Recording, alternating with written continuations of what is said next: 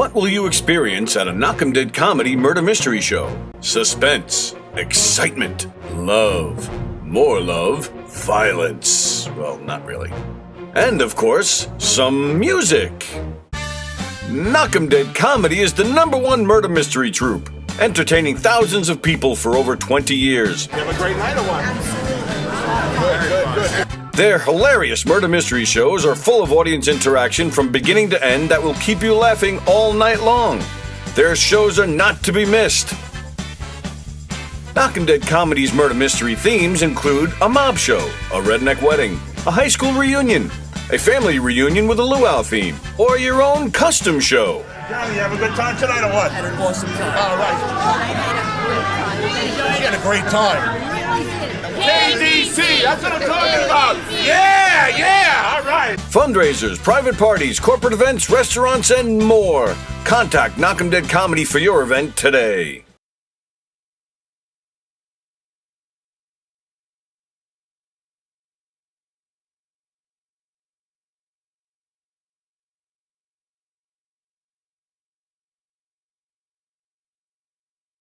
The Knock'em Dead Comedy Radio Show also brought to you by Two Eagles Auto Body. For more than 25 years, Two Eagles Auto Body has been the leader in auto body repairs and customer satisfaction on Long Island. Two Eagles Auto Body handles every type of auto repair, from custom applications and restorations to repairs involving insurance claims. So call Two Eagles Auto Body and ask for John Rossi at 516-328-2527. Hi, I'm Danny Bonaducci, and you are watching Gov's Radio. This is where you go if you want to see something or if you want to hear something funny. Coming up in just a couple minutes, this is a joke I told. What? I'm not on Gov Radio? Call the police. Call my agent.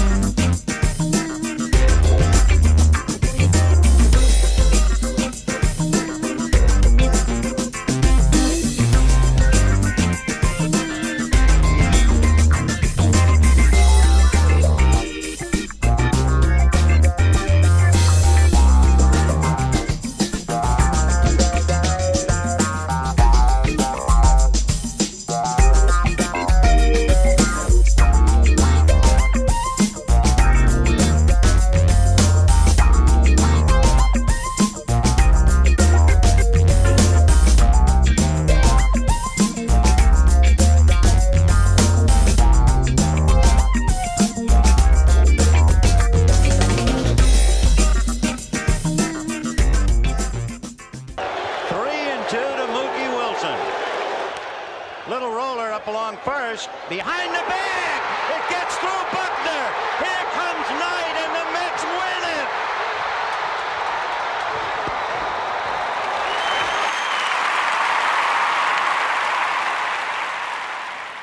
Hello, Tony. Mookie Wilson here, 1986 Mets. How you doing? Long time no see, man. Hey, man, I miss you guys, man, that Knock'em Dead Comedy Radio, man. I miss you. I wish I was still up there, man. But I'll wait till it warm up a little bit, and hopefully this year things will be a little bit better, man. But when we're talking about comedy, hey, the early years of Mets was a lot to laugh about. You had to make a lot of comedy off those guys. Hey, hope to see you guys during the summer, and hopefully get back on the show, man, at some point in time during the course of the year, all right? All right? Yeah, fine. Contact me, man. All right, Tony. Talk to you later.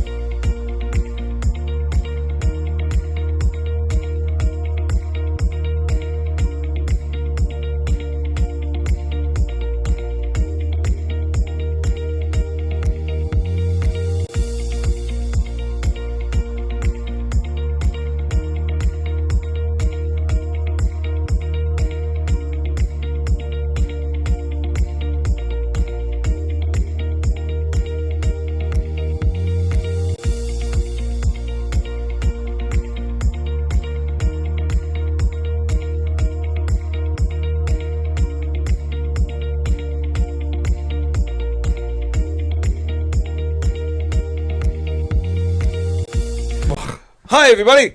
Sorry about that. Welcome to the Knockin' Dead Comedy Show here on Gov's Comedy Club Podcast. Thanks for joining us. You see the graphic above my head. Please share the show. The link to the Twitch channel on all your social medias. Tell everybody you know about all the great shows here on Gov's Comedy Club Podcast on Twitch and, of course, on YouTube. Our brand new Thursday guy is here, Brandon. How's it going, everybody? And our old friend, part of our family, one of our original members of our family here at the Knock 'em Dead Comedy Show. Yes. Derek Muterspaw, a.k.a. Mr. Poppintwist, is here. The fifth Beatle. The fifth Beatle. Or actually the eighth. By the time I got on, I was probably the eighth or ninth Beatle. But now all the Beatles have broken up and everybody's gone solo. I'm kind of like Lindsey Buckingham. I came in at the I came in after the establishment of the organization. Then Right. I kind of came in there, hung out for a while, and then I left. And you were not Yoko. No, certainly. Which is I a hope. good thing, Thank yeah. goodness for that. Very nice. How are you, pal? I'm good. How are you? I'm doing all right, thanks. Doing all right. Congratulations on your 5 years. Thank you very much. Thank you for sending me the video. My pleasure. You are certainly the Iron Man of Gov's Comedy Radio. The Iron Man. Well, think about it. The leg. No, think about I it. don't feel so good, Mr. Stark. No, I think about it from this perspective. You think about, when you guys helped to relaunch everything, there were a lot of shows that were going on in and out, and you've still been the only show that's been here since the beginning. That, in my word, refers to you as the Iron Man of Gov's Comedy Radio. It's actually The Wort, which is on every other Monday. The they're show still around? about beer. They're still here, and they were the very the guy. One of the guys who hosts the show is the guy who put all this technology together, Mike O'Toole. Yeah, he's still doing that for me, and he's he's still doing his show here. So, and he came in pretty early on. I mean, this station opened, I believe, in 2014. Right. And like I said, he built it then. And I don't know if he started his show then, but John Mulrooney, the comedian, you know who that is, I right? did that show a couple of times. Did you? Yeah, he didn't. Did I know that? I don't know if you never knew that. Yeah, you don't know John Mulrooney? He's I don't a know comedian. anybody, I don't know anybody. and I mean offense every time. Well, I mean, but you never even heard of him either? I don't know you. Oh, wow. John Mulroney he came up in comedy in the 80s. Yeah.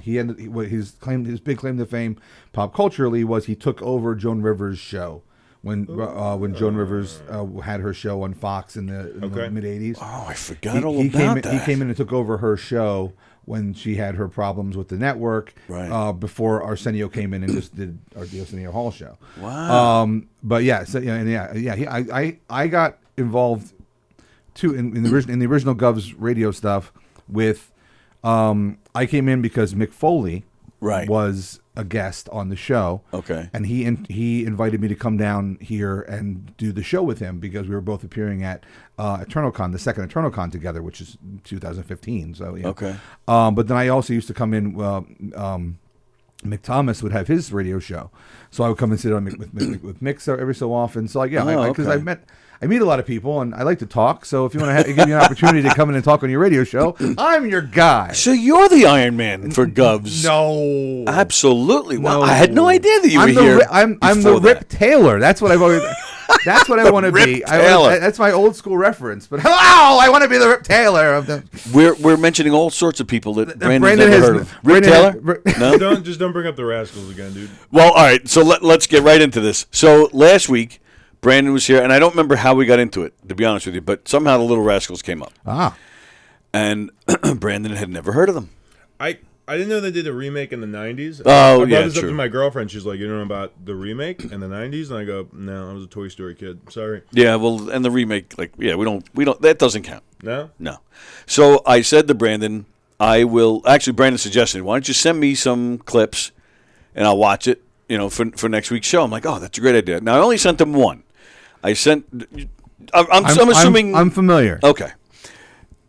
So I sent him my favorite episode to see where it would go from there, and I didn't have to send him any others, if you know what I mean. I don't think he got it. I don't think he appreciated it. I sent him the one. The episode is called Divot Diggers. It's Spanky. Whoa, say that again, real slow. Divot Diggers. Got it. Divot. Thank you for having me clarify that. You're welcome.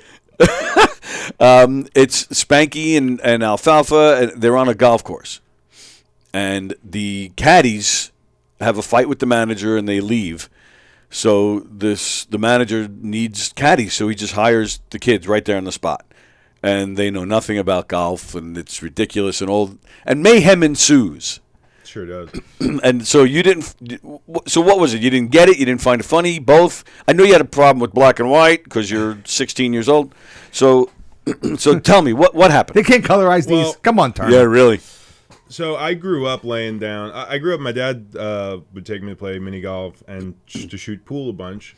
And I thought I was this clever asshole laying down and trying to shoot that ball as if it were a cue ball. And then I see this kid doing it in black and white. And From 100 years ago. Hey, I'm like, I'm not original at all. Then you looked at your whole life and like, I grew a beard. That's not original. That's pretty original. I don't know anybody else with a beard. Oh, okay. Yeah. It's nobody with a good beard. That's a good beard. It's a good beard. It is. I can't grow a beard, which is why I grow this. You can't grow a beard. No. I thought you just like Clerks a lot. No. I grow. I was supposed to be here today. I grow the Amish neck beard. It's way out down here, and then I get this. So I just stick with that. Yeah, good. Let's look this way, Brandon. You are just a person in the long line of homages to that golf joke. Because if you think about it, Chevy Chase did it in Caddyshack, Right. Okay. and Kevin Costner did it in Tin Cup. So you've come, so you're just homaging the Little Rats. You didn't realize what you were doing. I'm just a ripple in the wave in the pond where they threw that rock. I was actually more interested in like the effects, like when the one kid putts and it like swirls around and then goes in the hole. I'm just like. I was just sitting there like, how the fuck did they shoot that? Yeah, 100 years ago, yeah. Well, yeah, especially back then. I'm like, did they even have magnets? Did they invent magnets back then yet? Or is that like a 70s thing? No, because like 70s thing. Because like I was thinking that maybe they used a magnet under the grass to be like get the ball to go where they want it. But I was more about that. And then I don't know. I like how like there's no dialogue. Through a lot of it, there's none. Yeah. Yeah, they're just like Running something around. silly happens and the kid is like, what? What about the monkey? It's good. Monkey is right about when I checked out. I was like, oh, she didn't even make it to the whole thing? No. I did. I checked out around the monkey. I'm like, damn, they actually started writing comedy at some point. Do you remember this episode? Do you remember the monkey? Oh yeah. My first. I'm going to go to Little Rascals is don't drink the milk. Why not? It's spoiled. But I'm learning this. I have a son who's 17.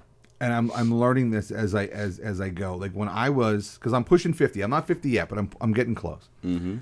And what Brenda's saying is really ringing true with me. So when I was a kid in the late 70s, early 80s, those things were only 40 years old, maybe 30 years old. Okay. Now, those things are 65 to 70 years old, or 100 years old. Yeah, they're 100 years old. Yeah. So.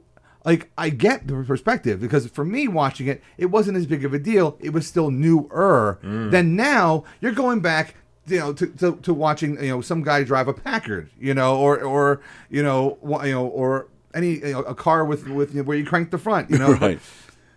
It's not even in the zeitgeist of your wheelhouse of what you even know. I mean, it's like, and it's not like, kids today, blah blah blah. It's just the way how fast. Oh yeah, absolutely. How fast technology has gone. Right. And I have the same, like my wife and I will talk about it. Like, I want to show Dylan this movie. She's like, he's not going to like it. I go, well, I know it's great. She goes, it was made in 1974. He's not going to like it. Have you tried? I have tried. What classics has he not liked? Well, no, I will put it this way. I'll give you the classics he has liked because I got lucky. First and foremost is John Carpenter's The Thing. You can't. Is that the Kurt Russell one? That's the Kurt Russell one. My son loves that movie. That's a great movie. I can't stand that movie. Really? The dog. It's so gross to me. I can't look at it. Do you know? Are you familiar with this? That's the hottest part of the movie. It's not. It's not the hottest part. But anyway. I will say that John Carpenter movies, my son has taken, because I'm a big fan of John Carpenter movies. Okay. So my son has taken to enjoying They Live. And, I love that movie so much. And Big Trouble in Little China and Escape from New York. Like those. Right. So I feel So my 13-year-old heart, it feels validated when I show him that kind of stuff. Mm-hmm. It's more along the lines of me like pointing out stuff like, hey, you want to watch this movie? And he goes, no, Dad. You know, if you could get him to watch, so I generally don't like old stuff. Right. There you I go. do like you, Tony. I'm done. But like, no. So like, most black and white movies, I'm really not there for, and a lot of comedies before the mid 2000s. There's a very dynamic shift in how they're written and how dialogue is spoken. Really? That like I even like classics that I respect. I'm just like I can't watch them. My buddy convinced me to watch Casablanca like a couple years ago. Right.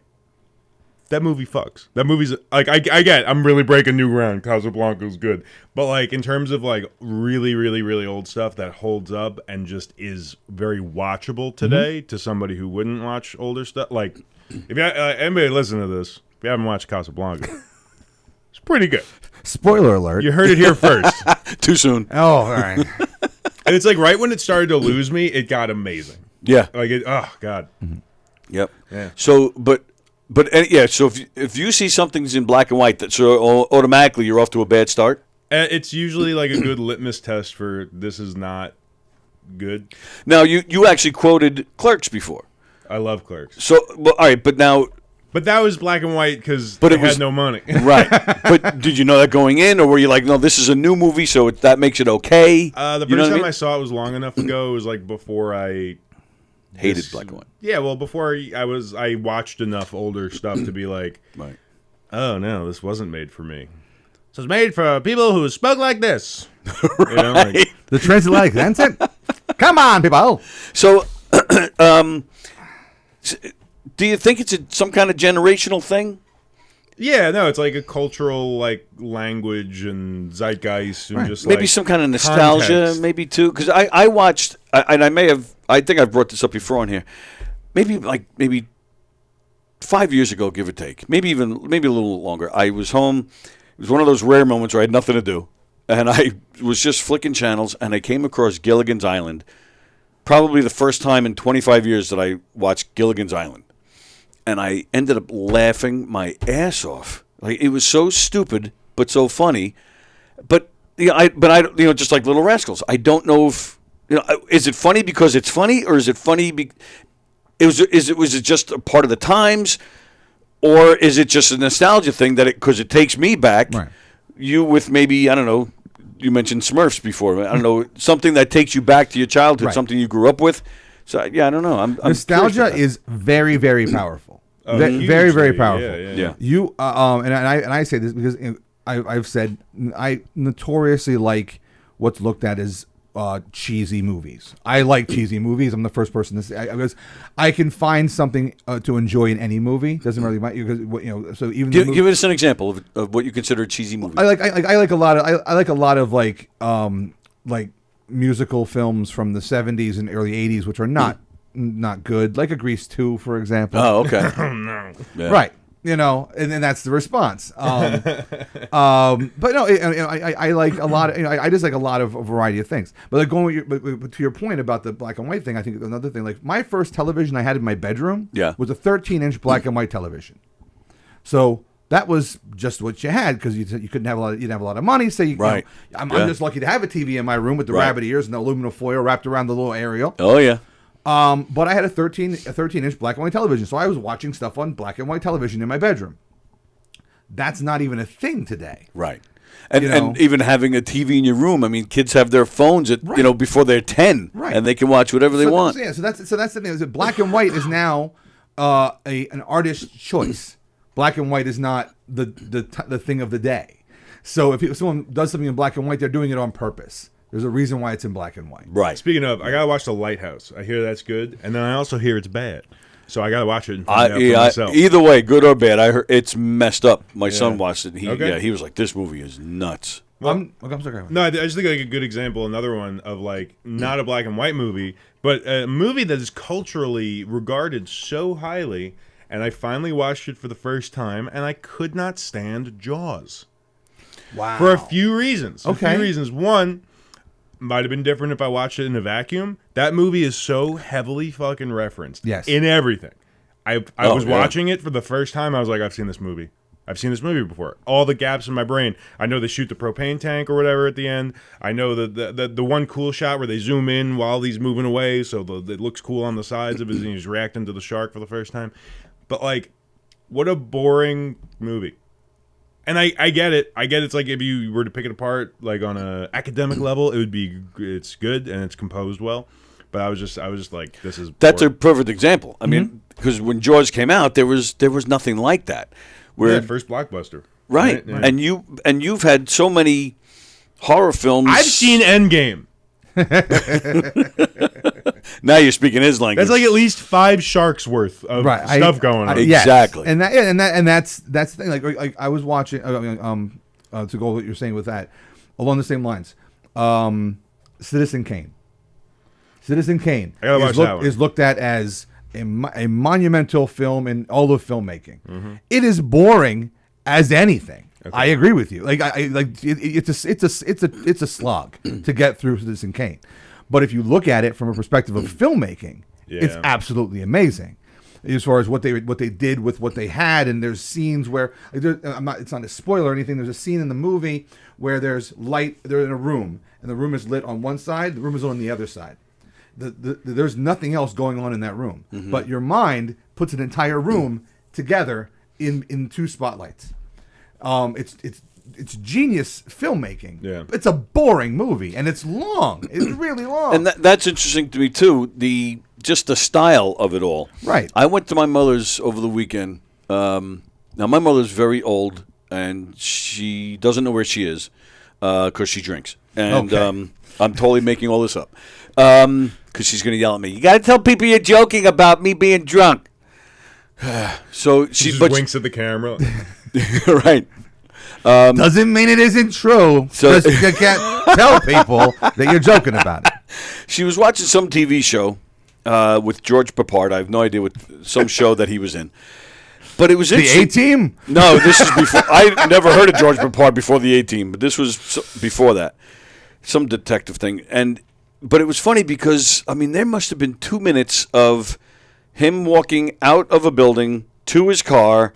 Then you just see the car driving, him getting to the next place, him getting out of the car and walking into the building, through the hallway, in the elevator. I mean, and that's all like, they don't film like that anymore. Everything is very quick. Right. Where it used to be just these long, drawn-out things, like just watching somebody traveling. Yeah. And I was watching this thing thinking, man, times have changed. And I mean, it's a TikTok world. You know? Right. But that's for sure. I'm doing for Christmas. My wife and kids got me a book. It's a 52-week. It's called the Movie Critic Challenge, and basically it's 52 chapters. And everyone is based on some type of genre of film, and you have to watch the movie, and then you critique the movie. Oh wow! And it's every genre you can think of, and it's got some like weird ones, like a movie that came out in the decade you were born. A movie that won Best Original Screenplay. Like this, just random kind of things. Right. And I'm really enjoying it but I took the challenge on head on, which was I don't want to watch a movie I've seen before.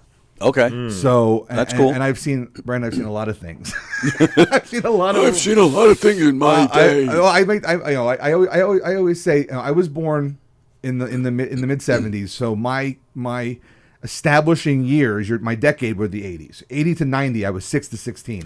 That's when you that's when you establish your world. Were you big into Transformers? Of course. All right, we got to talk after the show. Oh yeah, I know, of course.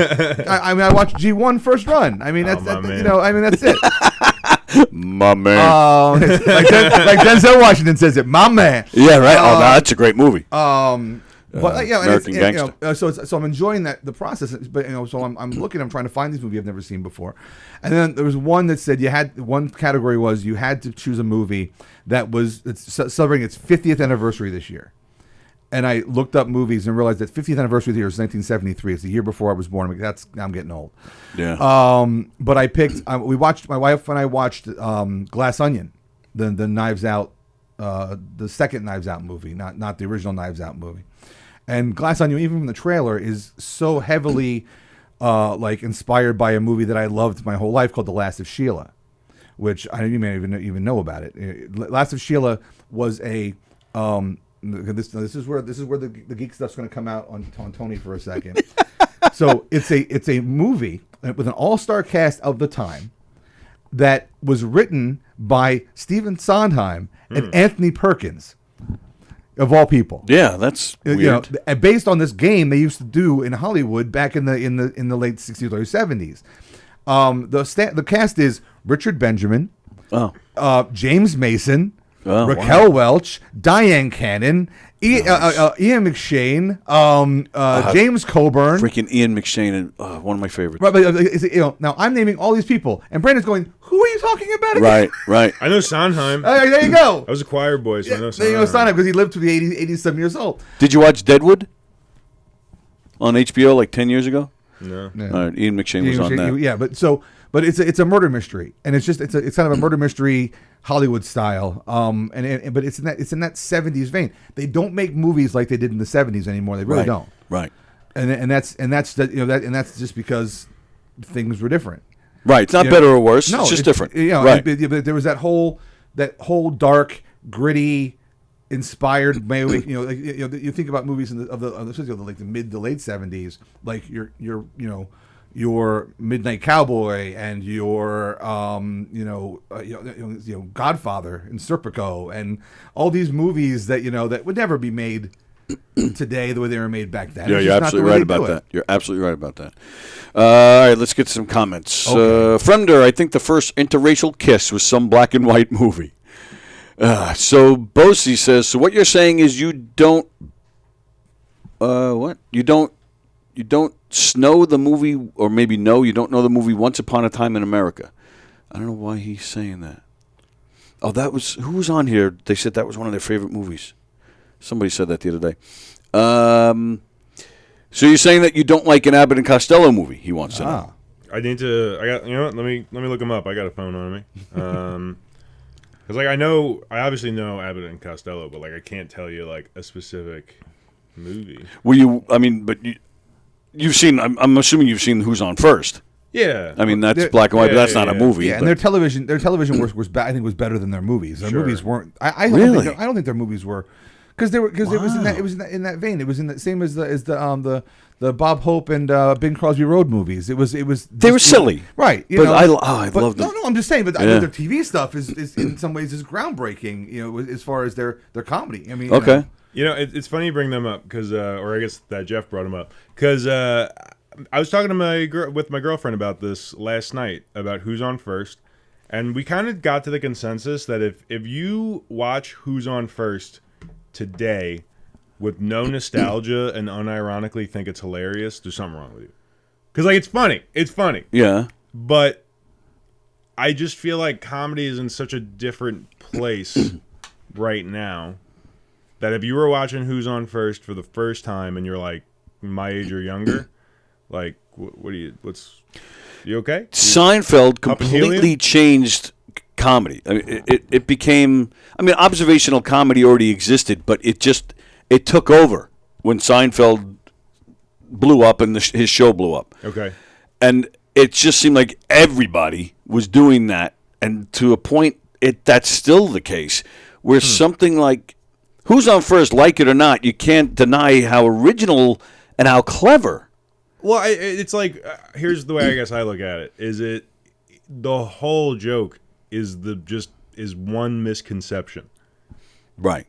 And it goes on for so long. It does. Whereas I feel like if it were written today, I feel like that would be the ground floor, and then it would go somewhere else, and it would maybe. But and I'm not saying don't get your pitchforks out, everybody. I'm curious. Is that because? I'm curious. Yeah. Is that because you're in it? Because you're in the world. You're in the pool of comedy right now. You're in that.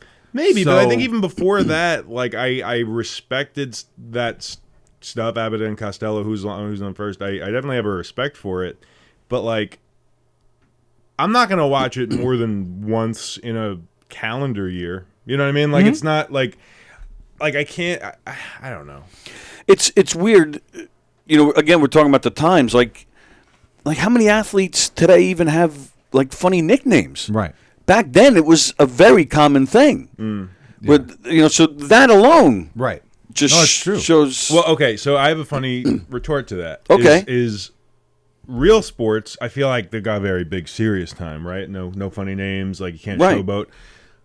That's half of why esports is where it's at right now. Nobody uses their real name. Oh, really? Like, Right. okay, the stuff that I competed in was a little series called Super Smash Brothers. And the top players in that all have hilarious tags. Sure. Like Dr. PP. And then they were like, he's like one of the best players of all time in Smash Bros. Melee. And like tournament organizers were like, you can't enter as Dr. PP anymore. It's a little crazy. So now he literally enters as like the acronym PPMD. And they allowed that. It's awesome. Yeah, because like what, you don't like letters? You're gonna ban a random string of 4 letters? But like, you know, it's fun. And you see these like very serious streams and content where these guys are winning like tens of thousands of dollars. Oh, and it's yeah. like Dr. PP versus Mango. And it's like, okay, like let's see what these guys got going on. I think Like, we're onto something. I think you should make like an Abbott and Costello type routine based on esports. all right, we'll do it. We got to hit up a diner at 2 a.m. I don't know why every week you come in here and I just give you assignments. I don't know why I do Wow. that. Actually, Bosie has an assignment for you, too. He wants you to watch Jonah and the Whale routine done by Abbott and Costello. All right, I'll plug it into YouTube and put it in my watch later. Young people should not be held accountable for all pop culture that came before, says Andy Pajanos. We're not saying no. that. We're not saying they should be. I appreciate you, Andy. These guys, they got to calm down. Get me out of here. Comedy is in the place it is because Wait. If Pajanos were in this room right now, it'd be a 3-on-1, and you know that. well, that has a completely different meaning for Andy. Comedy is in the place it is because of who's on first. Everything else that came before, again in context. All right, I'll give you that. And then I don't know if you've ever seen on Fallon, he did. I don't know if you've seen it. He did like a part 2 to Who's on First. It's him and Seinfeld, Billy Crystal. You mean Mike Wazowski? Sorry. Yes. I don't remember who else. There was more, and to me it's just as good as the original Who's on First. I didn't see that one. Yeah, it's on YouTube. Check that out. I think it's hilarious. But then I know just from reading stuff from okay, the internet. Anyone has an opinion on the internet. Everyone says what they want. Yeah, to of say. course. Like people give like older people are looking at the way Jimmy Fallon runs the Tonight Show, and they think it's disrespectful because Doc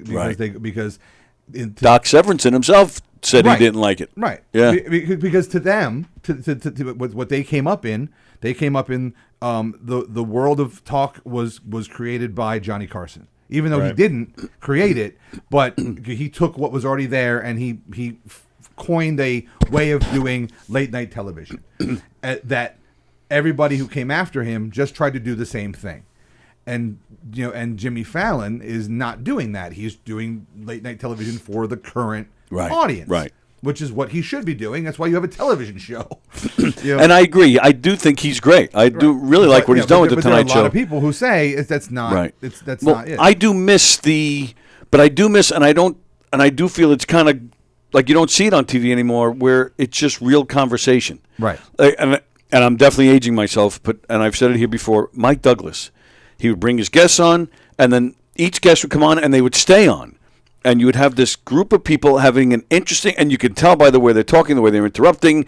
I mean, it was completely unscripted. It was just a bunch of interesting people having a conversation, which now, whether it's Fallon or daytime, whatever it is, it's all scripted, and it's games, and it's quick, and it's boom. Very and, manicured. Right. Yeah. And And that's fine, sound too. bites, and it's for YouTube. And it's fun, and I have no problem with it, but I do wish there were still some shows on there, accessible, that were popular, that just had real conversation. I do miss that. I have the answer for you. He's not on the air anymore, unfortunately. But in my opinion, the best late night talk show ever was 9 Years of Perfection. The Late Late Show. Oh, Ferguson? Craig Ferguson. of He course. was great. Yeah. No argument. That dude ruined my high school career because I would stay up and watch him every fucking night. It was Genius. a problem. Absolutely genius. The Yeah. best. I just, what a fucking funny guy that knew how to talk, still knows how to talk to people, and just Yep. I don't even know where to begin. I'm just Yeah. gonna go. No, I thought he was great. There's somewhere in the world of Facebook. There's a Facebook status at one point where I wrote, if I ever got famous, the first show I would ever want to do would be Craig Ferguson's show. Mm-hmm. You know, now I can't because he's not doing it anymore, and I'm not famous neither. So either way, God damn, they replaced him with James Corden. Jesus, he's leaving. Christ. Yeah, when is he leaving? I Thank keep God. hearing he's leaving, but he hasn't left. I think he's in his last. I think he's in his last year. Oh yeah, yeah. Have they announced a replacement? I don't think so. Yeah, I just couldn't. The carpool karaoke I thought was funny, although even that eventually was ruined. But I don't know. But other than that, I just never really liked him. No, I mean, you know, and Insanely unlikable guy for someone that like got a talk show. Yeah, I don't know. Yeah. I don't want to shit on a guy that is more successful than me. No, I hear you. But like, yeah. what do I know? What a piece of shit. You know. No, my family. It's funny. My wife will watch, and she's like, I can't even watch it. Yeah. What do you do to you? Nothing. I just get. I think the issue was that when things started to come out about the fact that he wasn't a very nice person, that ruined. Yeah, but he was already on for several years at that point that too. was it. You know? That ruined people's. It's kind of like what happened with the Ellen thing. Yeah, he was like. I was just thinking he's like Ellen Jr. You know, yeah. Like, when the cracks begin to show, and you show the dark side behind the facade, right? People jump off. You know. Yeah, and that's true. That's kind of what it's. You know, then when you see them, you're like, okay, now they're being fake. You know, right? But which I knew somebody that worked on Ellen's show when the show first started, and she told me back then, and I'll never forget it. She said to me, "Don't believe it." She goes, she is the most miserable bitch I've ever met in my life. And I was like, really? Like, you just can't picture it, you know? And then you have Rosie O'Donnell, right? Who, you know, Joey Cola was her, warm-up guy. He still says it to this day. The nicest, most charitable person I've ever met in my life. Which, doesn't match, unfortunately, her public persona. But she even said herself that she put a character on to be on that show. She was daytime TV Rosie O'Donnell. Right. Which was not 100% her. It was mostly her. Right. But she took the edges off because so she did cutesy stuff and this and that, which she wouldn't normally do. Like not to spin it in a different direction. Comic Book Men, which is the show that I loved that show. Are you familiar with Comic Book Men? Big time. I was on that show. Anyway, cheap plug. No. But what was cool about the show was, and there was a guy whose guy's name was Walt. Walt, who's in every Kevin Smith movie that for at least he's got like 15 parts in the original Clerks. Like, he's all over the original Clerks. He runs the store. He is an okay guy. He's a nice guy. He's just not a very outgoing guy. So he used to talk about Walt on the show was not the same Walt that you saw off the show. Right. And people would like encounter him after the fact, and he would just not be as gregarious, and people were like, oh, he must be, right. No, he's not a jerk. It's just he's an introverted guy who got put in a situation to be extroverted to do a television show that his boss wanted him to do. You watch a TV show, you watch a movie, you know that somebody's acting. Right. But when it comes to a talk show or even somebody doing stand-up, you just assume that's who they are. When that's hardly ever the case, actually. I'm just going to take this opportunity to say, Rachel Ray, if you're watching this, I do have a steady girlfriend, but I am available. Rachel Ray. Fucking love that lady. She's leaving the air, isn't she? Yes, she's going off, yeah. That's your celebrity. I just grew up when she was getting her start. So, I feel like I've been with her from the young hot days through, the, mommy, what's going on? days. I'll let her need my bread any night. Need my dough. So, all right, so. She has the best. Are you guys, you're definitely familiar with Hot Ones. Tony, do you know Hot Ones? The chicken wing show? I'm familiar with Hot Ones, yeah. So, it's one of the best internet shows going right now. It's like an interview show where they eat a hotter, progressively chicken wing as they go, with the last one being that's really funny. Yeah, it's I actually have heard of this. I didn't know that's what it was called. So Rachel Ray is such a fucking gangster that she gets on that show and is like, well, one, I'm not eating your trash wings. I'm Rachel fucking Ray. But you know what I'm gonna do? Because you gotta imagine, they toss these wings in the sauce. There's probably I don't know, like a quarter of a teaspoon of sauce Right. on the wings. This lady's like, let me just take a tablespoon of each sauce to the face instead of eating the wing. Really? Yeah, like what a baller, what a fucking G. And then That's funny. you get idiots like Coolio was on there. He almost died from the hot sauce. Is that what he died from? No. No, Oh. but No, like he almost died from the hot sauce. Yeah, I think But he's dead now. That was... Bobby Lee shit himself on that show, and the Gordon Ramsay ones are pretty funny. A lot of good comedian representation on that. Bert Kreischer, Tom Segura, Joey Really? Diaz. Yeah. Oh, Good. that's cool. Fun show. I don't need to plug it. It's one of the biggest things in the area. I opened the door a little bit. It's hot in here. Is it me or? It's hot everywhere. It's- true. Brandon was like, call me for hot ones. See, I'm not like, I don't have any delusions of grandeur. But if I ever do get super famous, I don't know if I'd accept. Like, I would. But like, there's a part of me that'd be like, maybe I will puss out on this one. Like, it's that shit. It ruins the day after for you. You know what I mean? It's pretty- that's true. That's true. And I'm not getting any younger, and things don't react the same way as they used to when I was 20. Yeah, I hear you. And speaking of comic books, it's a bad segue, but I'm using it. Comic books to coloring books. Do we have a second Mr. Poppintwist coloring book on its way? Almost. Yeah. It's, You know what? it's I think I have the first one still here. Yeah, it was. For anyone who doesn't know, I use my my modicum of I wouldn't call it celebrity, but people at least know who I am a little bit. So I used that to try to put together a coloring book last year. It came out of the pandemic originally, and it's 16 pages of original art based around Mr. Poppintwist. I printed them all myself.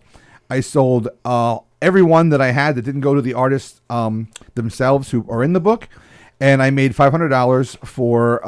I split up half and half to Make-A-Wish and Starlight Children's Foundation, and it's not bad for as I say, not bad for a in-person. Go back one. You're good. Is this a Dragon Ball reference? Yes. Nice. The artist. Oh yeah, for sure. Yeah, the artist who did that is a big anime guy. And that's the other one was a 17-year-old kid who did that Simpsons inspired one. Nice. But yeah, $500 in some ways is a drop in the bucket, but in others for the fact that I made it. You should be proud. I made it. I only sold it in person. I didn't order. There was no online sales or anything like that. It was donation based only, so it was only what people want. I said like $5, but some gave more, some gave less. Whatever whatever you want to do. Cool. I was so happy with how it turned out. I'm doing another one. Has become much more of a frustration than I realized the first one ever. I got very lucky with the first one. How many people tell you on the last page you look like George Lucas? Oh, actually, you do on that last one, yeah. Is that a part of your original vision? The older I get, the more I look like an aging $1 Million Man Ted DiBiase. But that's Well, at least you're not doing the thing where you look like Billy Joel, like every other dad on the line. Exactly. I can't help it. That's just my face. Yeah, no, and it's ironically, Brandon, my brother-in-law Looks just like Billy looks Joel. Like Billy Joel as yeah, well. no, it's a problem It's out here on Long It's a Long Island. Island thing. I'm not from here, so I got a chance to escape that. Got it. But yeah, no, the biggest thing I've run into this year, like, when I did that last year, I had 8 pages from artists during the quarantine. So I had 8 pages going into it. I only had to corral 8 artists. This newest book, I've had to corral 16 artists. Wow. And some were like on top of it and great. And I always said to everybody, if you're getting paid to do a gig, your paid work comes first. Like, I'm not gonna. You're doing me a favor. I'm not trying to. I'm not throwing any weight around. Like this is that you're doing me a favor for this. So if you can't do it, back out. I appreciate whatever you need. I've had more people back out than I ever would anticipate. Oh, really? Yeah, just because again, it's like everything's opening up, so people are buying more things. People are buying more books. So now the comic book artists that I've met and known for all these years are busy. They've got their own deadlines to make, and and if Marvel's trying to give them an issue, I can appreciate them doing that Marvel issue instead of a one coloring book page for Mr. Poppintwist on Long Island. Yeah. But yeah, I'm really close. I think I have 2 pages left to fill, and then I'll have the next book out. Cool. That's great. My goal is I'll promote it now. My goal is once the volume 2 comes out and it sells out, My 50th birthday is July of 2024, and I want to come out in 2024 with the combined, because these are limited edition. Whatever I print them, when they're gone, they're gone. What I'm going to do is combine both issues together with a couple of exclusive pieces that I'm getting from people who are going to put into this new book, and then I'm going to release that perpetually, that I can sell online. I can sell, and basically the whole idea of it is the money gets split in half. Half goes to producing the coloring book, half goes to charity. Nice. And that way, I mean, because my goal is never to take any money from this. I don't want any money from this. It's supposed to go to charity. I want it to go to charity. And it's the same charity every time, or no, I don't know. Picking different I'm thinking I might do different ones. I really enjoy the Make-A-Wish and the Starlight Children's Foundation because it fits the Poppintwist brand. Because it's about family, it's about kids, it's about fun and whimsy, and that's the whole idea of Make-A-Wish and Starlight Children's Foundation. If you know about Make-A-Wish is the one everyone knows. Make-A-Wish, right? Starlight Children's Foundation is they're a charity that they bring in the experiences to the hospitals for the children who can't leave the hospital. So they'll bring in, they're partnered with Nintendo. They'll bring in Nintendo systems. They bring in, nice. They do a whole things, where so when the kids, they bring the joy into the hospital for the kids who can't get out of the hospital. And so I'm happy to give to that as well. So yeah, and as I said, so the first volume you have a collector's item, there, Tony, because there's no more, none of those being made again. Mint condition too. But yeah, so the next one will come out. I'm hoping the next one will come out. I'm May. I'd like to get it out by Free Comic Book Day, but if I can't get it out by Free Comic Book Day, then as I told the artists they're like, "What's your deadline?" I said, "I missed 4 deadlines already." I'm just at the point of when I get the artist, when I get the 16 pages, I can put it together and I can print it. So it's coming. I'm at the mercy of the artists involved, but when I get it all taken care of, it'll be out. Nice. And there's some really fun art in the new one too, from a variety of sources. In the first one as well. So I've been very lucky. I've been extremely lucky in my life over the last almost 12 years of being Mr. Poppintwist, of meetings with really cool people, and the fact that they were able, even the ones who had to back out, their first thought was, "Oh, of course, whatever you need." So I met some very generous, very talented people. So I thank them all for their interest and their involvement. Very nice. Very nice. All right, cool. Vicky says Coolio died from fentanyl. Yeah. They just came out, not the drug, the news. Yeah, no, it was like fentanyl and meth. Yeah, it was something like that. Really? Yeah. Whoa. Wow. I'm sure the bomb hot sauce had some even 1% to do with it, like a little bit. All right. So Bosie, are you still watching? I read something. Actually, I saw some video about something that made me think of Bosie. I know you're not a big sports guy. Are you? Bosie's not? No, no, I don't think Bosie is either. But I was. Oh, Bosie is still watching. Okay, good. You're not really a sports guy too much I'm either. a football guy. Yeah, but that's it, right? Okay. I like football. I will attend a baseball game because I Right. enjoy attending a baseball game. Yeah. I don't have a horse in the race, so I don't really care who wins. Well, the Philadelphia Phillies. Yes. Yesterday they had What a lazy team name, but go on. Yeah, true. They did something which I believe they've done before. They had it was a special night where hot dogs were $1. Oh, fuck me up. Let's go to Philly. Absolutely. I'm waiting for the Mets to do it because I'm there. But so, and the first video I saw with the lines for hot dogs was like tremendous, like miles long. These lines for people buying hot dogs, which I totally understand that. But then what happened was, I guess because you don't care, you're spending only $1. There was, which I thought was hilarious, sections, not just like a couple of rows, sections of people having a food fight with hot dogs. It was just endless hot dogs flying through the air, people catching them, throwing them right back, just people laughing. I thought this was the funniest thing. And it made me think of Bosie because, wieners just everywhere. Yeah, random. Bosie does love a good wiener fight. Exactly. So I did think of Bosie, but I don't know. I thought this was hilarious. I'll buy 10. It's a cheap wiener fight. That's why that's Bosie. That's his nickname. Well, a cheap wiener fight. I mean, think about it though. You're not gonna go to like City Field, buy their $15 cheeseburger, right, and start a food fight with that. Right. That's what I mean. But you'll But spend for $1 $5. hot dogs. Wow, You'll spend $5 on that's okay. 5 hot That's dogs. fine. Who cares? And I'll spend $10, eat Right. 5 hot dogs, throw the other 5. Right. There you go. I thought this was.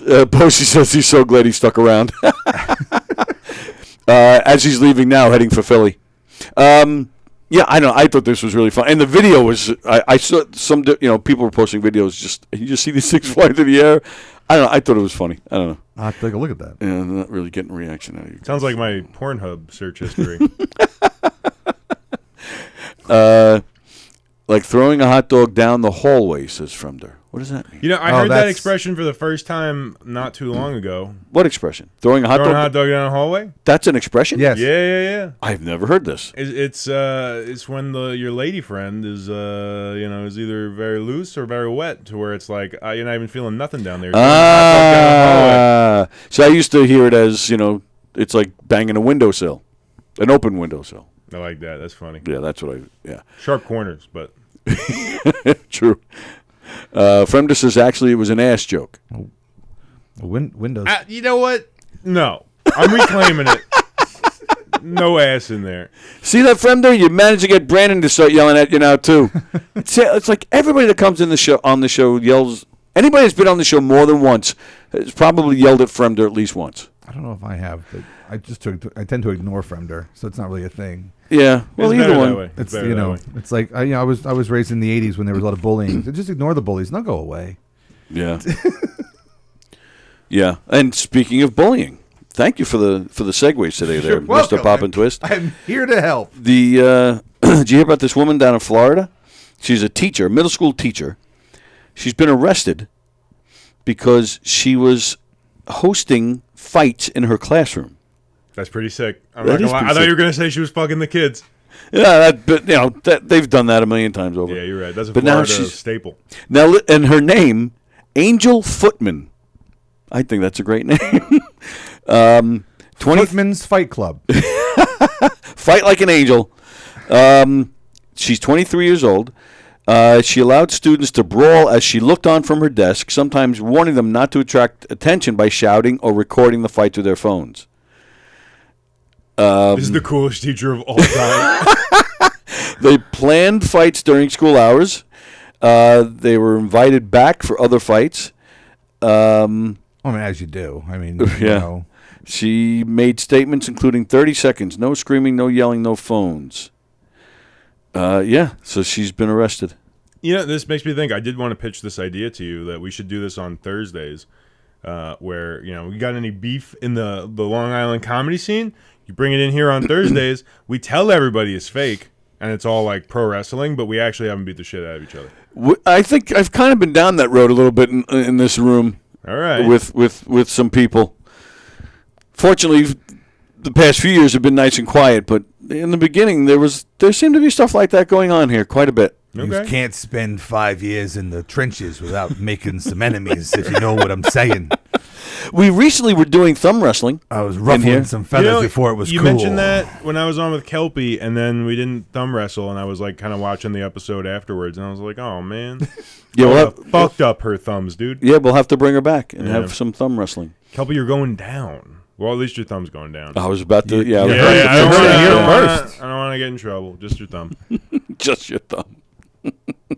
Yeah, me and Andy did it one day, and then a few people came back to me and said, that was actually kind of funny. You should keep that in. So we did it a few times, me and Andy, and then Bosie was in here with Fremder. Actually, Fremder was in here, and Fremder kicked Bosie's butt, or thumb, kicked his thumb. You thumbed his thumb? Is it like Smurf and your Smurf? Exactly.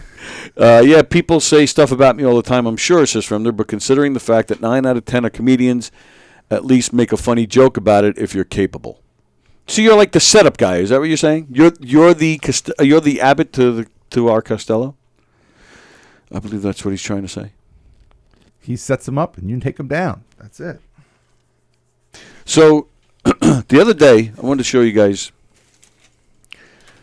The other day, I get this package in the mail. Big old F on the top. Look at that. Look at that big old F. For Footman. Ah. She sent me photos from the fights. No. No photos allowed. You can't fool me. That's right. So I get this package in the mail. I'm like, I I couldn't tell by the, how the shape and the weight. I had no idea what it was that came in the mail. No clues. Opened it up, saw this. It says, Don't try to pronounce that. You're going to get canceled, man. Susika Chow. Something like that. I have no idea what that was. I'm like, I have no idea what I ordered. Opened it up. Still, no idea. Took it out of the packaging. And I came to the conclusion that I do not recall ordering this. This is the craziest pair of panties I've ever seen. It's the most, I don't know if this is a handkerchief. Whoa. I don't know what this is, but whatever it is, it's ugly as ugly is. That is some horse girl shit. That is a lady's scarf. This is a lady's scarf? Yes. I don't care what it is. It's ugly as sin. And I spent like probably an hour just kind of like checking this out. So I'm like, how in the world did I end up with this? I have no idea what this is, why it got sent to me. Like, I couldn't even connect it to something that I ordered, and they're sending this along with it. I looked on my Amazon history. I couldn't find anything. Like, then I thought, did I order something by mistake? But I couldn't. I have no idea. I have absolutely no clue what this is. Wait, that's the end of the story? That's the whole story. What an unsatisfying...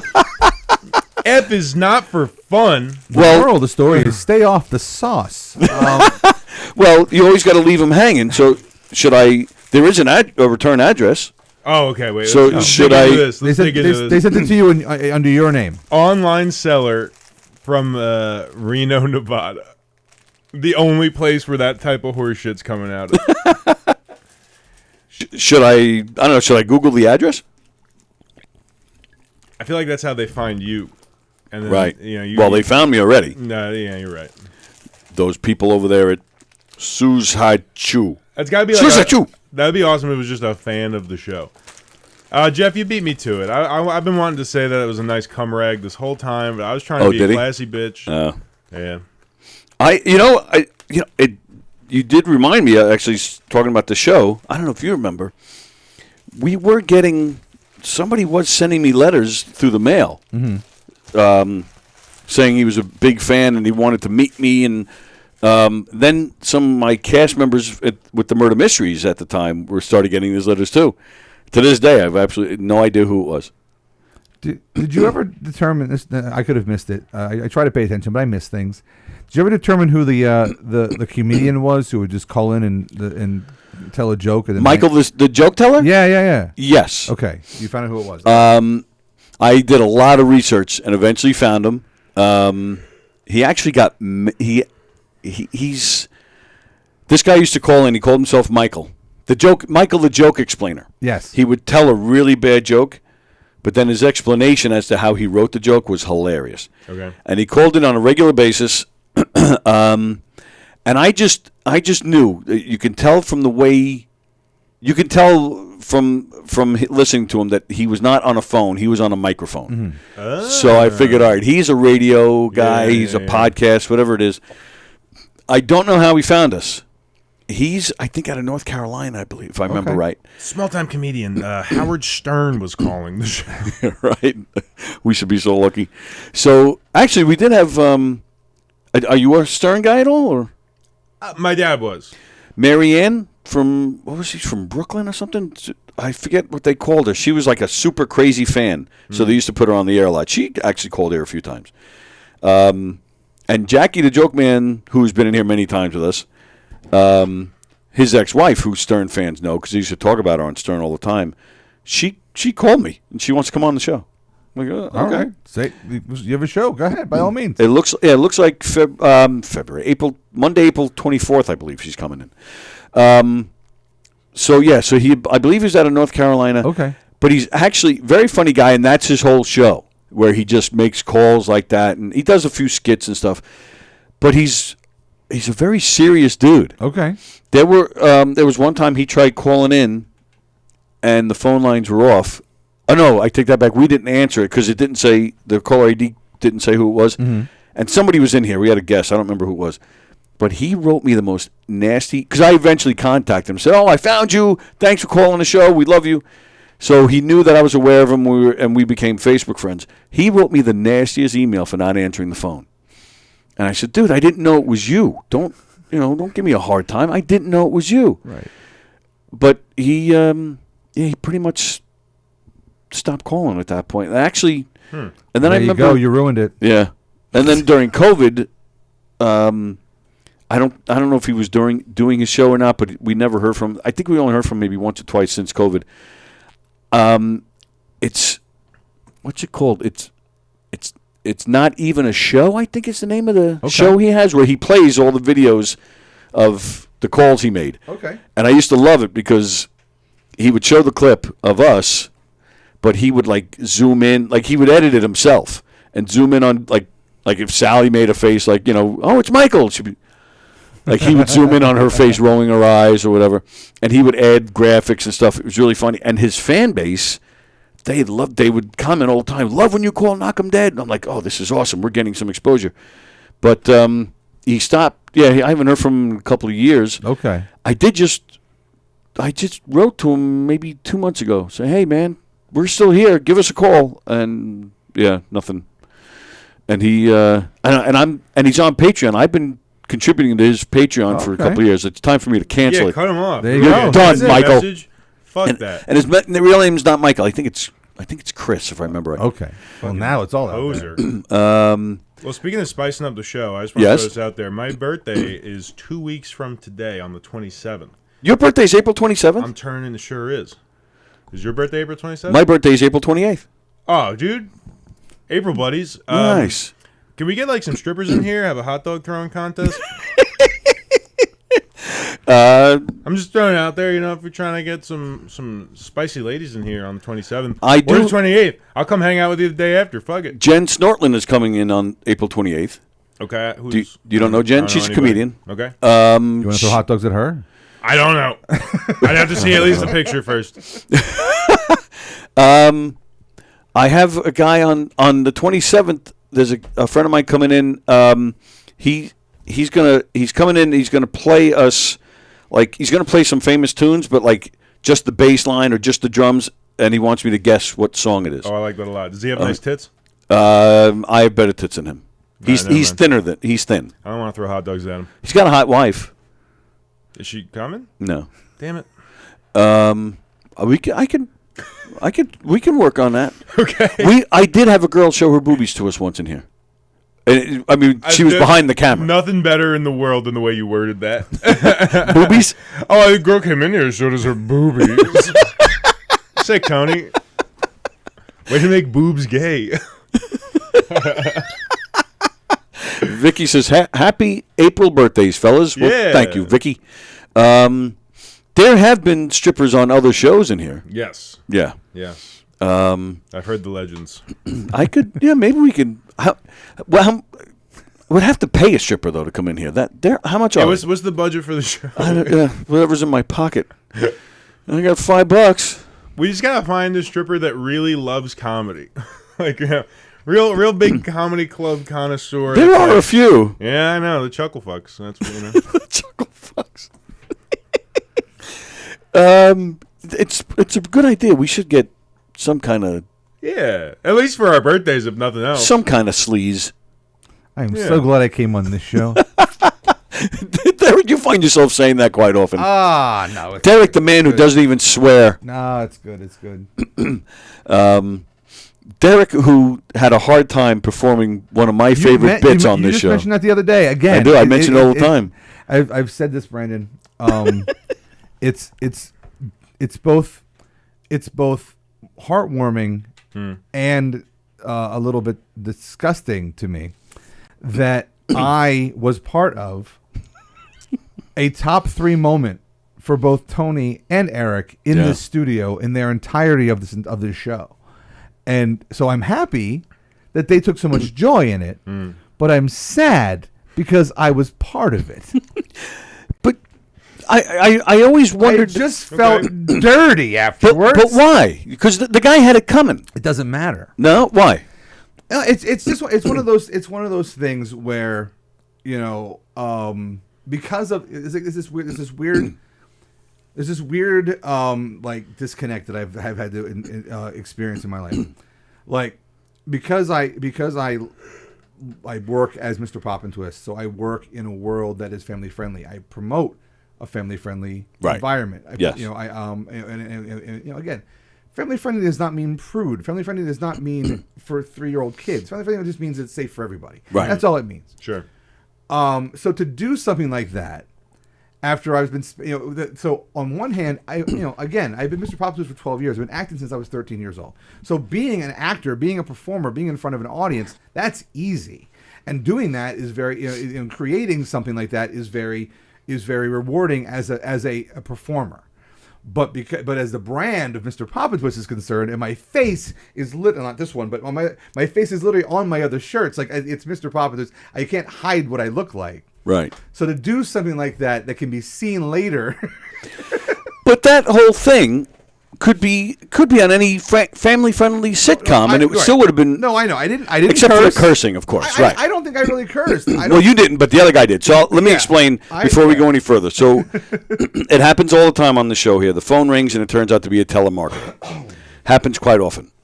So, actually, though, on this particular show, somebody got the call on their cell. Yes. And it said, call this number back. Otherwise, you're going to owe the IRS thousands upon thousands.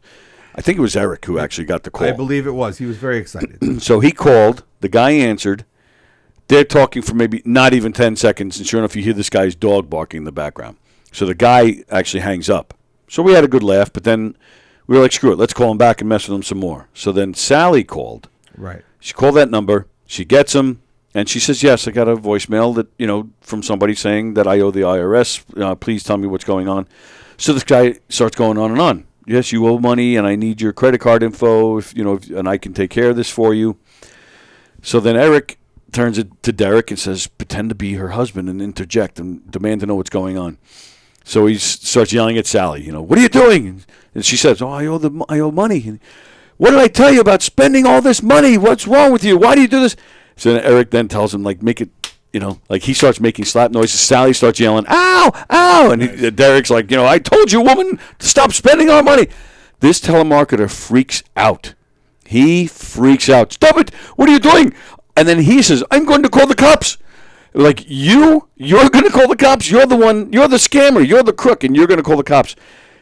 I thought it was hilarious. It did go on for a while. And you even signaled a couple times like you were done. I'm like, yeah, we're good. Eric kept going. Yeah, Eric was in his. He was in his glory. Yeah, absolute and glory. Sally kept screaming and making it sound like she was crying. There was more slaps. Yeah, I felt there were at least 1 or 2 cutoff points that could have been used. The off ramps were missed. But but it ended up being the right move because eventually this guy then said to Sally, "You don't owe any money. I'll take care of it. Right. Everything is fine." Like we totally broke this guy. Totally broke this guy. That's sick. Yeah, that's an amazing ending. Absolutely, and that's when we stopped the whole thing. It was like, okay, thank you. I don't know any money. Okay, thank you very much. And it's on YouTube. It's isolated, as its own clip on YouTube. It is. It's probably a good 10, 15 minutes. But we got one of those scammers. Yes. To break. So yeah. Classic. So Brandon. So yeah. So I'm the worst person in this scenario being put forth. With and there's not a situation where there's a devil and an angel. No, I had a devil on one side and a devil on the other. I had 2 devils on the other side of the air. I think I stayed out of it actually. So Eric, he's enough. He equals 2 devils. Yeah. He was, and they were both on the same side. Right. And they're buying. It was. Well, I'm proud of you. Oh, things exist. I mean, in college I did a production of the musical Hair. And it's out there in the world because people put it on YouTube or whatever. I think I put it on YouTube once for friends. It's not not listed, but I'm cursing a lot in that show. Sure. Yeah. But it's like I was just telling I was talking to my son's friends the other day about the idea of being a character that is designed to be around like kids and families and stuff, and I said that I believe, and I don't know if anyone else has ever come with the opinion, but I believe that Paul Rubens sabotaged himself in that theater. I feel like he.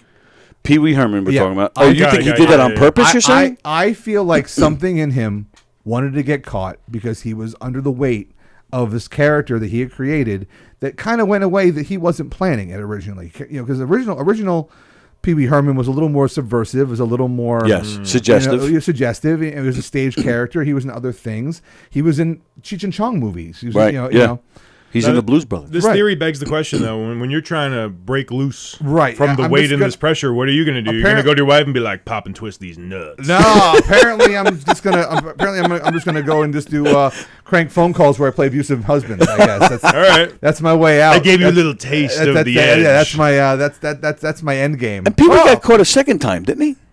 He was jerking up in jail. I don't know. I don't know about that. I know the first time. I know the first time was like the big time. Right. Yeah. You know, but then if you look at what he did in his career after Pee Wee Herman was kind of imploded, right? He did some of the most amazing work in his whole career. The 15 years after Pee Wee Herman. Yeah. He just brought Pee Wee Herman back because retro was big and he wasn't doing much, and he's 60 some years old, and so why not? Let's just bring the Pee Wee Herman back. Right. But because again, nostalgia. It's a very big, very powerful thing, and people will pay for nostalgia. He was great in the movie Blow. He was great. Do you ever see that movie, Blow, with Johnny Depp? No, rings a bell, though. Great movie. He's a coke dealer. Yeah. Speaking of coke, Jeff Posey says he was in Buffy the Vampire Slayer. Not proud of knowing that. No, he was. He was. Oh, Paul Rubens was? He was in the movie version. The movie version. Yeah. Jeff, why are you not proud of that? I don't even know Buffy like that, but I hear it's a fantastic program. Posey doesn't know any show. Buff. The show is really good. The movie is campy, but it's of the time. There's some stuff in it that's worthwhile, but the movie it's a campy movie. You can't, it's designed to be that kind of tongue in cheek about the whole thing. Got it. But he did Mystery Men. He did something else that just went out of my head that he had done. That he had just these roles that he would never had a chance to do because he was so embroiled in being Pee Wee Herman. I'm going to try and get him on here. You could try. Why not? Why not? That's how I got Kevin Pollak. All I did was write to him on Twitter. Tony, that's as the great Wayne Gretzky says, and it's the phrase I always use: you miss 100% of the shots you don't take. That's it. That's that. I live by that. Everybody's a failure until the one thing the latest thing they do blows up. And the worst they're going to say is no. That's it. Right. Yeah. Exactly. I would like to. Oh, no. Okay. Paul Rubin was great playing the Penguin's father in Gotham. Yeah. Which was a throwback to him being the Penguin's father. Yeah, in Batman Returns. So he was in Gotham also as Batman's father? Yeah. Oh, I didn't know that. Paul, he's a very talented guy. Like I said, that's the thing, And it's funny because I'm not to the same level because there's no way I'm comparing myself to Pee Wee Herman's level of pop culture awareness and everything. But it's like the same. It's like I look at it from the perspective. I spent a lifetime doing musical theater and improv comedy. So I would love to do that stuff again. But it's like but then I'm not like I feel like I'm taking away from the energy I'm trying to do to build Mr. Poppintwist as a brand. Sure. So it's kind of like it's a weird thing, because I'm 12 years in with this, and I'm getting stuff going enough that it's like, okay, well, I'll put a little more fire, a little more fuel in the fire, try to keep it going. Absolutely right. But if I stop putting the fuel in the fire to go and do this, Bosie said he was only watching Buffy because of it had Donald Sutherland. He's great. All right, I met Donald Sutherland once. I was like 12 or something. So musical theater. Brandon's the singer as well. Nice. Yeah. So cool. let's find something you guys can sing right now. Oh shucks! 2 weeks in a row, Tony. Fuck, I know, man. and I'm wrong. The guy with the name that tune, that's next week. Okay, it's not. cool. It's not the 27th. I was watching a TikTok the other day, ironically, about and it was there was this woman, and she goes, yes, I'm a musical theater actor, and I sing. And why is it whenever I walk into a situation, people know this, when they first learn this, they go, sing something. Yeah. I'm like, I'm sorry, if I were an accountant and I go, hi, I'm an accountant. Hey, do my taxes. Right. I think not the same. I think it's worse for the comedians. Tell me a joke. Tell me a joke. I think they get that more than singers. I gotta say, I got it more as a singer. Really? I did, and it's like it was close. It was very close, and but yeah, you just gotta quote Heath Ledger's Joker all the time on that one. But just be like, if you're good at something, never do it for free. Was that Joker or Perillo? It was Joker. Sounded like Steve Rocco Perillo. Yeah, no, he's doing an impression himself. Heath Ledger in A Knight's Tale will always be my go-to. I have seen that film dozens and dozens. I don't know of that times. one. Is that the Knight's Mel Tale? Gibson one? No, that's The Patriot. Oh, yeah. There's a movie. It is. I think it is. It's a movie that could only be done when it was done. It was. It's called A Knight's Tale. It's a action comedy. It's a period piece, but everything. So it's all women. No. All right. But what's cool about it is they bring in a lot of like current day things inside. Like the music is all like rock kind of based, like pop rock music soundtrack. Heath Ledger's singing in this? No, Oh. no singing. It's just a it's a soundtrack. it's a medieval. It's about jousting and they make it. They kind of make a correlation of the knights who are jousting as kind of like the sports stars of today. It's got a great. That sounds fun. It's got a great backup cast. It's got Mark Addy and Alan Tudyk and Paul Bettany. It's they're all absolutely. The writing is great, and I'm a huge fan of that. I will watch that movie over and over and over again. Paul Bettany is Vision. That's why I had to explain to him. I think he knows who Paul Bettany is. I bet you only because of Vision. Right. Well, that's Oh yeah, but like that's you know. okay. Yeah. You know, Jeff, say the thing, please. Paul Bettany. From other things like A Beautiful Mind and Master You have and been weighed. Commander, and You have been measured. that's right. And found You've been absolutely found- wanting. You have been found wanting. Oh, is Bosie heavily into that stuff too? What? I You don't lost me. That Me was too. Rufus Sewell said that line. He's the bad guy in that movie. But no, there's quotable lines. It's just so much. It's a fun ride. And I just saw Dungeons and Dragons on Tuesday. How was that? I enjoyed that. I enjoyed it a lot. Have you seen Mario yet? I have not. My son saw it. Yeah. My son, 17 years old, as previous, not a fan. Not a fan. He felt that like Of the movie or Mario itself? of the movie. He took a friend to go. We're gonna go see this movie. We're gonna go have a good. I think maybe he was expecting more from it. Certainly. Wasn't bad, but I feel like if you're gonna adapt something like that, there's I don't know. It could have been done a little bit better. It was very much a kids movie. Okay. They weren't trying to be a kids movie that was something cooler underneath the hood, Gotcha. which I would have loved. But it was definitely better than the live action one. Well, I mean, Yeah, I know. as the '90s, it's like I tell my kids about like movies. Like it's like we had superhero movies in the '90s. We had to have those so we could have what we have today. Which is why, like, I respect the Tim Burton Batman movies Mm-hmm. and the well, not the Schumacher ones, but like, I don't even like. Usually, it's like people like the Burton ones, they don't like the Schumacher ones. Right. I'm like all four of those. We could put them in a vault, lock them up. Like it's we need Batman to be able to turn his neck.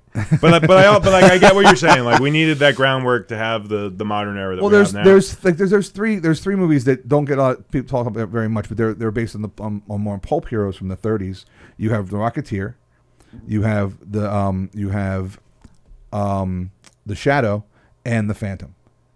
They're all very 90s. You can tell when you see them, they're very 90s. They're very bright and shiny, and but they're all good in their own way. Didn't The Shadow have like a 2010s or like mid 2000s movie? Because I feel like I saw possible, but The Shadow was Alec Baldwin in the 90s. that. Oh, With Jonathan Winters, and it's very very little campy, a little tongue in cheek, because they were pulpy 30s superheroes. That was the style of the day. But and instead, I saw Blade. I saw Blade in the theater first run. And that certainly did change things. Yeah. For sure. But there you said if those all there's not a superhero movie out there not a superhero movie I haven't seen. Maybe a couple out there I haven't seen, but I've seen almost all of them. And and again, my whole attitude is you find something that you like. There's something in every movie that you can that's worth. Yeah, okay. Except for I'll give you me, Open Water. I cannot stand that movie. I don't even know what that is. Open Water is the one with the people who go. They're on a scuba diving trip in the Bahamas or something, and they get left behind by the boat, and then it's them realizing they're stranded in the middle of the ocean with no one around, and they're just kind of floating. It's an older movie, so I'm going to go with the spoiler here. Eventually, they get eaten by sharks. So the movie is this story of these two people who were stranded in the middle of the ocean and get eaten by sharks. Oh. And based on a true story. How do you know? Yeah, right. These two people were stranded in the middle of the ocean eaten by sharks. I was gonna say, if you're gonna make a movie about the sinking of the USS Indianapolis, like that's one thing. We know that they got eaten by sharks, right? But like, these two, yeah. It's like Cocaine Bear. It's like based on a true story until the point where the whole plot happens. Right, exactly. Well, and Titanic also. Yeah, but so Open Water is one of those movies. I watched it and I got done and I'm like, what did I just watch? I don't understand. Well, now that I'm sitting with a connoisseur, what would you say your favorite MCU flick is? Ooh, I really enjoyed Guardians 2. That's up there. First and foremost, I am a Kurt Russell mark that you would not believe. Doesn't matter what he is, and I love it. But I think of the Guardians, of the two Guardians movies, I thought Guardians 2 had more gravitas. I liked the characters. There was more to lose. I felt at the time, so I like that one a lot. I like Captain America. First Avenger? Really? I do. Yeah, it's fine. It's not my favorite of the Captain America. Because Winter Soldier is amazing. Winter Soldier and Civil War is great because of the comic book aspect of the whole idea of it. Okay. Civil War, though, was a much broad. In the comic books, you had 50 more characters involved. So in the fight, not a fan of the flick personally. But Winter Soldier I think is the best Captain America movie. Yeah. Iron Man. Oh, yeah. How do you go on 3? 3 is a divisive one. I love 3. I like everything they did with 3. I don't dislike 3. I like it better than Thor 2. Oh, okay. So let me get this straight. You wanted the old Chinese man with the 10 rings. I get what they were trying to do. Yeah. But the fact that if Mandarin is Mandarin, they gave you a little bit more of that idea in Shang-Chi, but I appreciate the idea that the Mandarin in the comics is a very blatant stereotype. Sure. So they had to remove themselves from that, making the actual stereotype be in the movie, and then make it just an actor. So I understand their idea behind it. But then the fact that the Mandarin is a white guy, this random whitewashing white guy in the background, does kind of ruin the idea of the character. Man, Trevor Slattery's a good actor. He's amazing. No, Trevor is. You saw the. I'm sure you saw the little short film where he's great in that. Yep. And then he's great. He's great in Shang-Chi, and I like that they brought him back around. He's a good character. He's not the Mandarin, but he's not. That's the whole point, you know. I'm sorry, we're geeking out on you there, Tony. That's all right. Fremder said he saw Mario. It was okie dokie. He said he sat next to someone dressed as Mario, but then he realized it was just Andy Plajanos. Then he says that you're asking Derek what his favorite Marvel movie is because you're Chris Pratt's lookalike. I get that sometimes. Do you? I don't look like Chris Pratt at I all. see more Affleck. The Affleck resemblance I cannot escape. Yeah. Speaking of Affleck, this is just the worst Batman. No. Yes. No. Worst movies No. around that Batman? Actors who have played Batman. Worst he Batman? is the worst. No, I mean, come on. George Clooney is still a horrible Batman. That movie was horrible, but he wasn't. He was a great Bruce Wayne. He was a horrible Batman. That's the difference. Still better than Affleck, in my opinion. If you are a comic book fan, you know that Bruce Wayne is a character that Batman puts on so that he can be and do his be Batman and be Bruce Wayne. Agreed. There's a definitive line in between. The reason why Michael Keaton is given the reins as far as the best Burton or the best Batman in the films is because he tried to give you a line where he played both. Christian Bale tried to give you both. Yes, he did. But but Val Kilmer was pretty much Batman the whole way through. When he was playing Batman, when he was playing Bruce Wayne, he was Batman. George Clooney was Bruce Wayne the entire way through. He never gave you a Batman. So from that point of view, he was the worst Batman. But that comes down to it being the worst movie because he was just doing with what he had to work with. He was given Joel Schumacher and the whole thing. But Fremder says nobody beats his Batman collection, which I will agree. So he actually raises himself a few levels because he has a huge Batman collection, dolls and pictures and collectibles. Yeah, it's pretty insane. I've seen it. But the Ben Affleck thing you brought up this is something the other day. So this just shows that nowadays you can't trust almost anything. When the Air commercial for the movie Air aired during the Super Bowl, right? I thought it was a joke. I thought it was a commercial for Nike sneakers. That they put a lot of money in because it's Super Bowl. Super Bowl, right, it's a big commercial. I thought it was like $1 million commercial that they put it together to sell Nikes with all these actors playing. Because it didn't seem like the story at the time was like a story you needed to tell. And then... And Affleck looks so ridiculous in it. Exactly. Yeah. And then the trailers start playing more and more, and I'm like, this is a real thing. Okay, I mean, again, not a knock on the actors, not a knock on anything. Just like my initial response to that scene that was, oh, it's a fake movie trailer. It's not a real movie trailer. And then I'm glad you're articulating this because I saw that trailer when I saw Mario, and I'm just like, what the fuck is this movie about? Oh, it's shoes. Right. It's a movie about shoes. fucking shoes. And I people love shoes. Oh, I know. Look, it is iconic from the point of view that he's the first guy to really put his name on a shoe.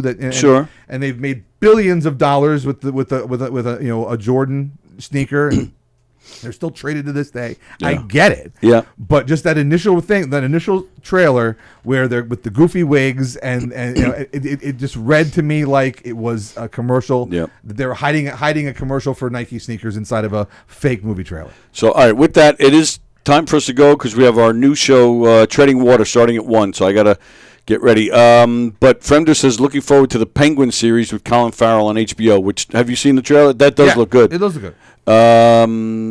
Okay. So, all right, so quick. So you got, what do you got coming up this weekend? Alibi or? Yeah, tonight I have a Broken Mic at Alibi Lounge in Farmingdale. Nice. The open mic show where you get pulled out of the bucket, you do 3 minutes, and then we have a panel of working comics that roast and give you a constructive critique. Who's your panel tonight? Tonight we have the comedy stylings of Lauren Festa, Zach Zorovich, and Hugh Murray. Nice. Yeah. So that's gonna be a fun panel.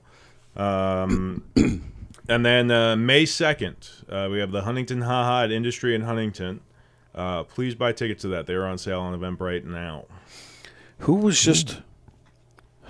the hell was I talking to? Somebody was just telling me the other day they love what you're doing at the Haha. Cool. I don't remember who it was, though. I don't know either, but I appreciate it. All right.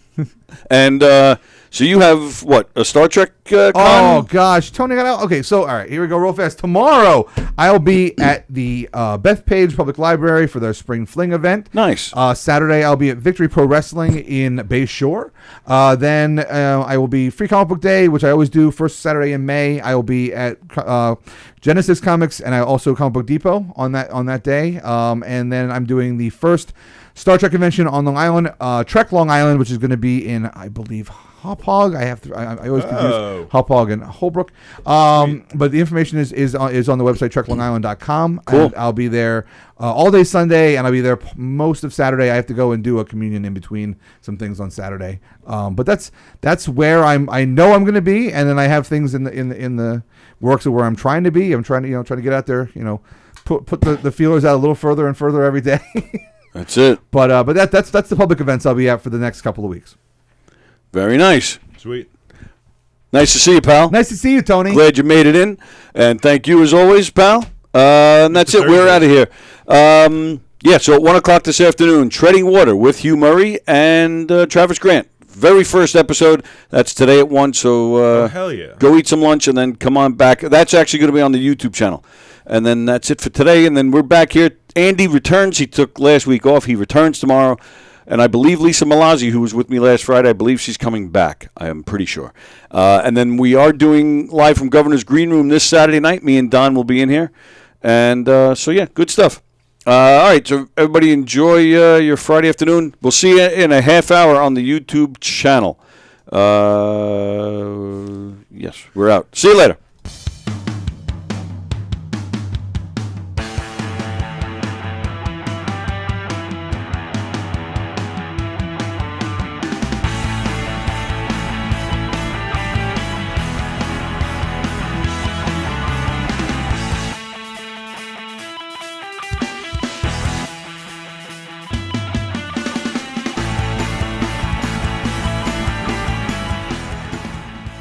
Bartlett, ladies and gentlemen. Rich Voss is here. Rich Voss. Mark DeMeo right here. How about it, Mark DeMeo? Jim Grumpier. Carrie Carabas. Chris Roach, everybody. Chris Rowe. What up to Lisa Lampanelli? How about it? Lisa. Yay! Richie Benavides. Don Jameson. Oh, yeah. The only Vanessa Hollingshead. How about it? Woo! Rick Overton. Yes, Rick Overton. Mr. Joey Cola. How about that? Joey Cola is. Oh boy. He already forgot. He already forgot us on. That's how old he is. He was. Hey, Joey! Joey! Well, I hear them, but I don't see them. Joey! We're inside the china cabinet. Well, look to your left, to your right, or wherever. I don't know. It's back. Hey, we're on your computer. Hey! Oh, there you are!